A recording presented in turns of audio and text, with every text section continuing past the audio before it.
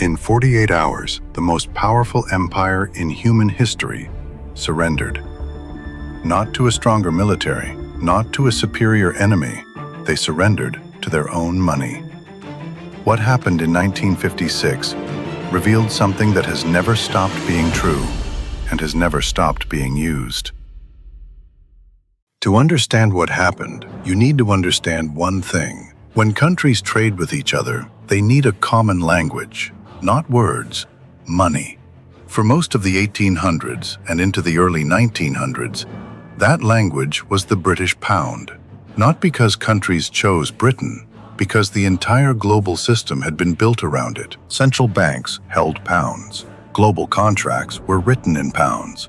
Oil, grain, iron, all priced in pounds, not by choice, by necessity, because the infrastructure of global trade, insurance, shipping contracts, settlement systems, had all been standardized around sterling. To step outside it meant stepping outside global commerce itself. That gave Britain something remarkable.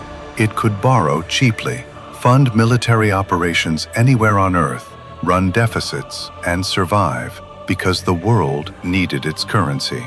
This is the mechanism, simple, almost invisible, and more powerful than any army. But underneath that power, something was changing. Britain entered World War I as the world's largest creditor nation. It exited as one of the world's largest debtors, primarily to the United States. Britain had a choice: accept the new reality, scale down. It chose denial. In 1925, Britain returned to the gold standard at the pre-war exchange rate, meaning they fixed the pound at the same value it had before the war, even though the country behind it was no longer the same. To hold that rate, Britain had to keep interest rates high. That crushed growth, made exports too expensive, slowed everything down. Even John Maynard Keynes said it plainly. This was a mistake. By 1931, the math caught up. Speculators attacked the pound. Britain was forced off the gold standard. The pound lost nearly a quarter of its effective value, almost overnight. But even then, Britain kept going. Its colonies, India, Australia, parts of Africa, had no choice but to hold pounds. The empire was propping up its currency by trapping other countries inside its system.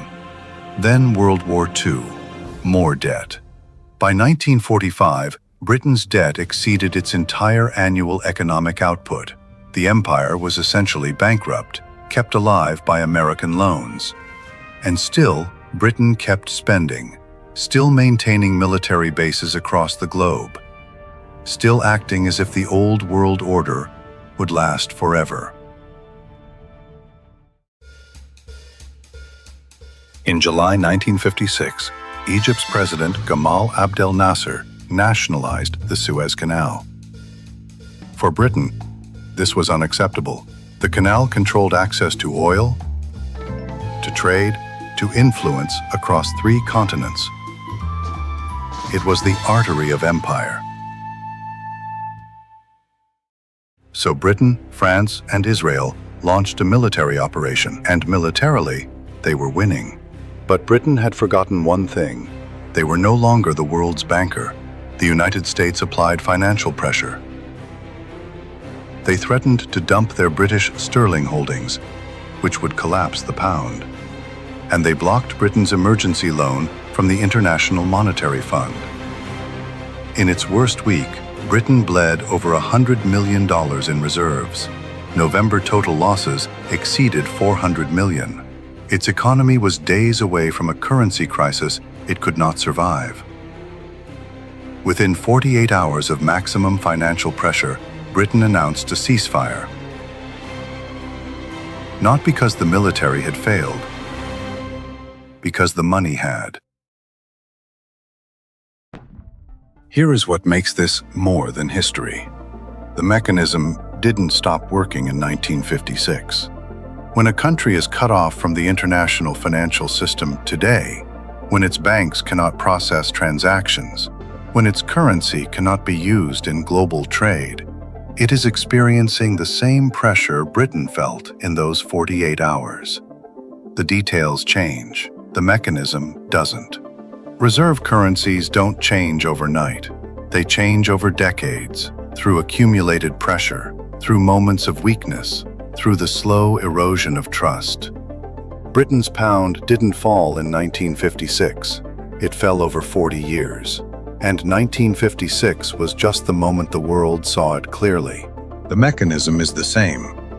The weapon is the same. This didn't end in 1956. Every time a country is cut off from the global financial system, every time reserves are frozen, transactions blocked, currencies squeezed, the same mechanism runs. Silently, without armies, without borders. The question is not whether it will be used again. It already is. The real question is, who holds it next?